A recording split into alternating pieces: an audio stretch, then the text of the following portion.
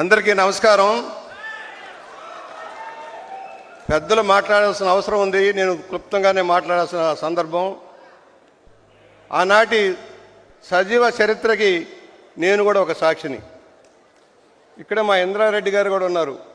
నన్ను తీసుకెళ్లి చెత్తకోటి ఇచ్చేసాడు న్యూ ఎమ్మెల్యే క్వార్టర్స్లో. బహుశా గుర్తుపెట్టుకున్నారు గవర్నర్ గారు.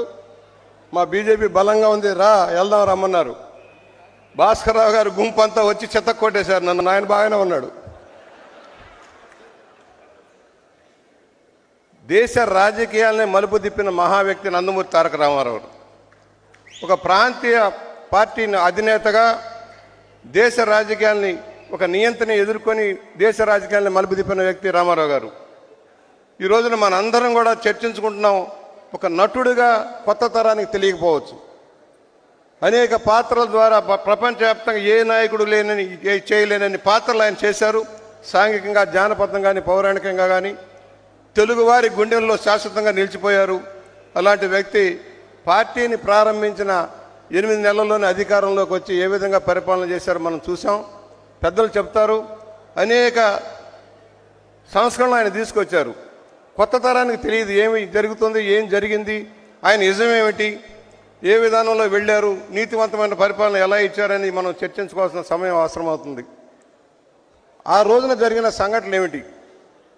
కొంతమందిని ప్రలోభపెట్టి ఆశలు రేకెత్తించి నీతివంతమైన విధానాలకు భిన్నంగా నడవాలి, మీరు సంపాదించుకోవాలి, రండి నా దగ్గరకు రండి అని చెప్పిన వ్యక్తి నాదెండ్ల భాస్కర్రావు గారు.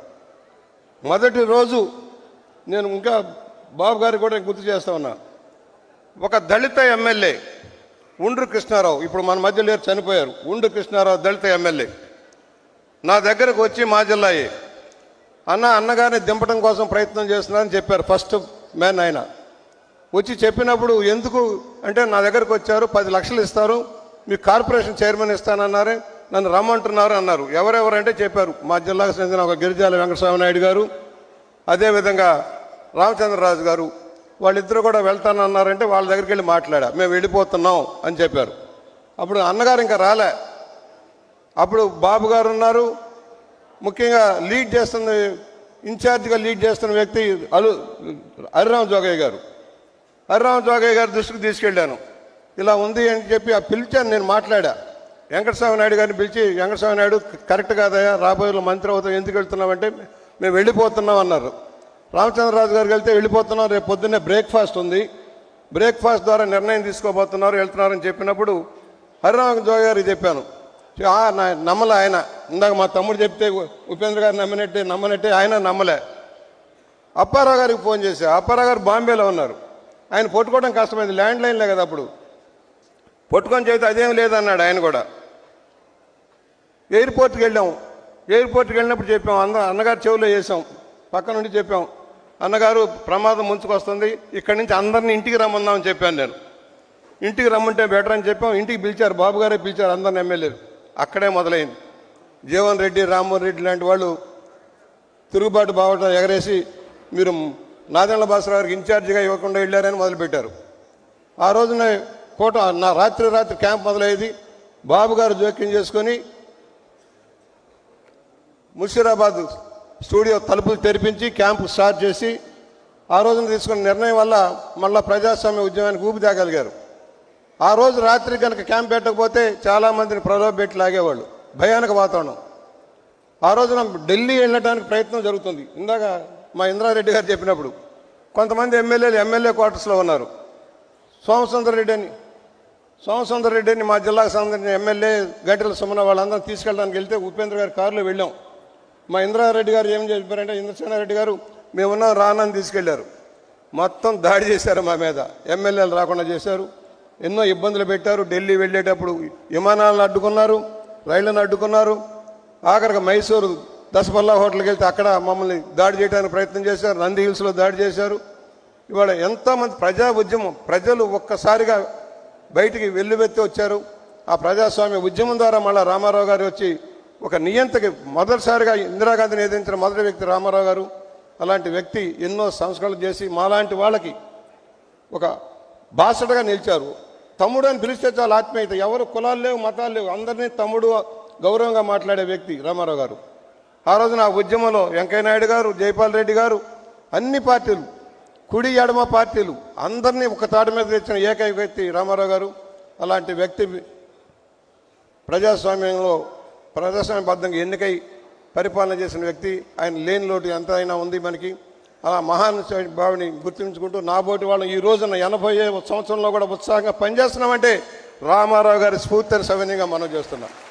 ఆ స్ఫూర్తితోటే చంద్రబాబు గారి నాయకత్వంలో ఈ రోజున ప్రజల కోసం, ప్రజా సంక్షేమం కోసం, రాజకీయం అనేది ప్రజల కోసం, ప్రజా అభివృద్ధి కోసం, రాష్ట్రాల అభివృద్ధి కోసం పనిచేయాలని చెప్పిన ఏకైక వ్యక్తి రామారావు గారు. దాన్ని మనందరం పాటిస్తున్నామని సవినీయంగా మనం చేస్తూ సెలవు. ధన్యవాదాలండి. ఇప్పుడు ఎన్టీ రామారావు గారి తనయులు, సహృదయులు, సినీ నిర్మాత నందమూరి రామకృష్ణ బాబు గారిని మాట్లాడవలసింది కోరుతున్నాను.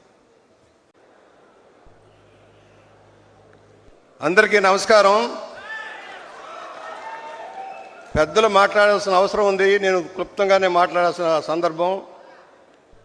ఆనాటి సజీవ చరిత్రకి నేను కూడా ఒక సాక్షిని. ఇక్కడ మా ఇంద్రారెడ్డి గారు కూడా ఉన్నారు.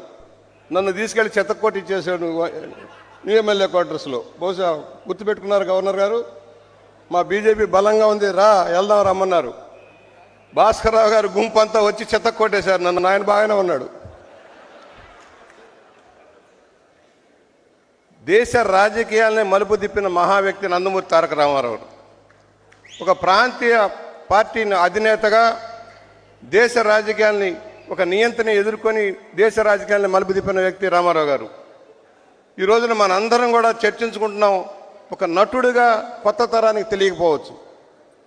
అనేక పాత్రల ద్వారా ప్రపంచవ్యాప్తంగా ఏ నాయకుడు లేనని, చేయలేనని పాత్రలు ఆయన చేశారు. సాంఘికంగా, జానపదంగా కానీ, పౌరాణికంగా కానీ తెలుగువారి గుండెల్లో శాశ్వతంగా నిలిచిపోయారు. అలాంటి వ్యక్తి పార్టీని ప్రారంభించిన 8 నెలల్లోనే అధికారంలోకి వచ్చి ఏ విధంగా పరిపాలన చేశారో మనం చూసాం. పెద్దలు చెప్తారు, అనేక సంస్కరణలు ఆయన తీసుకొచ్చారు. కొత్త తరానికి తెలియదు ఏమి జరుగుతుంది, ఏం జరిగింది, ఆయన నిజమేమిటి, ఏ విధానంలో వెళ్ళారు, నీతివంతమైన పరిపాలన ఎలా ఇచ్చారని మనం చర్చించుకోవాల్సిన సమయం అవసరమవుతుంది. ఆ రోజున జరిగిన సంఘటనలు ఏమిటి? కొంతమందిని ప్రలోభపెట్టి ఆశలు రేకెత్తించి నీతివంతమైన విధానాలకు భిన్నంగా నడవాలి, మీరు సంపాదించుకోవాలి, రండి నా దగ్గరకు రండి అని చెప్పిన వ్యక్తి నాదెండ్ల భాస్కరరావు గారు. మొదటి రోజు నేను ఇంకా బాబు గారికి కూడా గుర్తు చేస్తా ఉన్నా. ఒక దళిత ఎమ్మెల్యే ఉండ్రు కృష్ణారావు, ఇప్పుడు మన మధ్య లేరు, చనిపోయారు. ఉండ్రు కృష్ణారావు దళిత ఎమ్మెల్యే నా దగ్గరకు వచ్చి మా జిల్లాయే అన్నగారిని దింపడం కోసం ప్రయత్నం చేస్తున్నారని చెప్పారు. ఫస్ట్ మ్యాన్ ఆయన వచ్చి చెప్పినప్పుడు ఎందుకు అంటే నా దగ్గరకు వచ్చారు, 10 లక్షలు ఇస్తారు, మీకు కార్పొరేషన్ చైర్మన్ ఇస్తానన్నారే, నన్ను రమ్మంటున్నారు అన్నారు. ఎవరెవరంటే చెప్పారు. మా జిల్లాకు చెందిన ఒక గిరిజాల వెంకటస్వామి నాయుడు గారు, అదేవిధంగా రామచంద్రరాజు గారు, వాళ్ళిద్దరూ కూడా వెళ్తానన్నారంటే వాళ్ళ దగ్గరికి వెళ్ళి మాట్లాడా. మేము వెళ్ళిపోతున్నాం అని చెప్పారు. అప్పుడు అన్నగారు ఇంకా రాలే. అప్పుడు బాబు గారు ఉన్నారు. ముఖ్యంగా లీడ్ చేస్తున్న, ఇన్ఛార్జిగా లీడ్ చేస్తున్న వ్యక్తి హరిరామ జోగయ్య గారు. హరిరామ జోగయ్య గారి దృష్టికి తీసుకెళ్ళాను. ఇలా ఉంది అని చెప్పి పిలిచాను. నేను మాట్లాడా. వెంకటస్వామి నాయుడు గారిని పిలిచి, వెంకటస్వామి నాయుడు కరెక్ట్ కాదయా, రాబోయే మంత్రి అవుతాం, ఎందుకు వెళ్తున్నామంటే మేము వెళ్ళిపోతున్నాం అన్నారు. రామచంద్రరాజు గారికి వెళ్తే వెళ్ళిపోతున్నాం, రేపు పొద్దున్నే బ్రేక్ఫాస్ట్ ఉంది, బ్రేక్ఫాస్ట్ ద్వారా నిర్ణయం తీసుకోబోతున్నారు, వెళ్తున్నారని చెప్పినప్పుడు హరిరామ జోగయ్య గారికి చెప్పాను. నమ్మలే ఆయన. ఇందాక మా తమ్ముడు చెప్తే ఉపేంద్ర గారు నమ్మనట్టే ఆయన నమ్మలే. అప్పారావు గారికి ఫోన్ చేశా. అప్పారావు గారు బాంబేలో ఉన్నారు. ఆయన పట్టుకోవడం కష్టమైంది, ల్యాండ్ లైన్లే కదా అప్పుడు. పట్టుకొని చెబితే అదేం లేదన్నాడు ఆయన కూడా. ఎయిర్పోర్ట్కి వెళ్ళాం.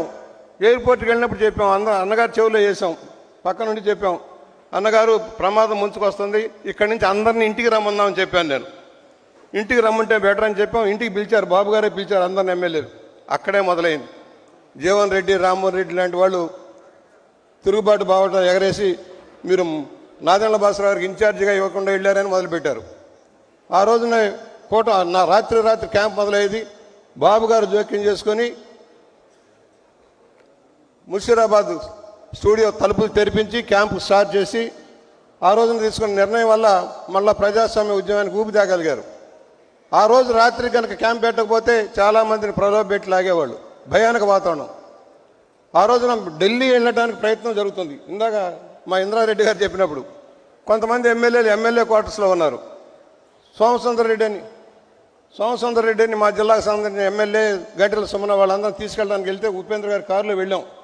మా ఇంద్రారెడ్డి గారు ఏం చెప్పారంటే, ఇంద్రసేనారెడ్డి గారు మేమున్నాం రానని తీసుకెళ్లారు. మొత్తం దాడి చేశారు మా మీద, ఎమ్మెల్యేలు రాకుండా చేశారు, ఎన్నో ఇబ్బందులు పెట్టారు. ఢిల్లీ వెళ్ళేటప్పుడు విమానాలను అడ్డుకున్నారు, రైళ్లను అడ్డుకున్నారు. ఆఖరికి మైసూరు దశపల్లా హోటల్కి వెళ్తే అక్కడ మమ్మల్ని దాడి చేయడానికి ప్రయత్నం చేశారు. నంది హిల్స్లో దాడి చేశారు. ఇవాళ ఎంతోమంది ప్రజా ఉద్యమం, ప్రజలు ఒక్కసారిగా బయటికి వెల్లువెత్తి వచ్చారు. ఆ ప్రజాస్వామ్య ఉద్యమం ద్వారా మళ్ళీ రామారావు గారు వచ్చి ఒక నియంతకి మొదటిసారిగా ఇందిరాగాంధీని ఎదిరించిన మొదటి వ్యక్తి రామారావు గారు. అలాంటి వ్యక్తి ఎన్నో సంస్కరణలు చేసి మాలాంటి వాళ్ళకి ఒక బాసటగా నిలిచారు. తమ్ముడు అని పిలిస్తే చాలా ఆత్మీయత, ఎవరు కులాలు లేవు, మతాలు లేవు, అందరినీ తమ్ముడు గౌరవంగా మాట్లాడే వ్యక్తి రామారావు గారు. ఆ రోజున ఆ ఉద్యమంలో వెంకయ్య నాయుడు గారు, జైపాల్ రెడ్డి గారు, అన్ని పార్టీలు, కుడి ఎడమ పార్టీలు అందరినీ ఒక తాటి మీద తెచ్చిన ఏకైక వ్యక్తి రామారావు గారు. అలాంటి వ్యక్తి ప్రజాస్వామ్యబద్ధంగా ఎన్నికై పరిపాలన చేసిన వ్యక్తి. ఆయన లేని లోటు ఎంత అయినా ఉంది మనకి. అలా మహానుభావుని గుర్తుంచుకుంటూ నాబోటి వాళ్ళం ఈ రోజున 80వ సంవత్సరంలో కూడా ఉత్సాహంగా పనిచేస్తున్నామంటే రామారావు గారి స్ఫూర్తిని సవినీయంగా మనం చేస్తున్నాం. ఆ స్ఫూర్తితోటే చంద్రబాబు గారి నాయకత్వంలో ఈ రోజున ప్రజల కోసం, ప్రజా సంక్షేమం కోసం, రాజకీయం అనేది ప్రజల కోసం, ప్రజా అభివృద్ధి కోసం, రాష్ట్రాల అభివృద్ధి కోసం పనిచేయాలని చెప్పిన ఏకైక వ్యక్తి రామారావు గారు. దాన్ని మనందరం పాటిస్తున్నామని సవినీయంగా మనం చేస్తూ సెలవు.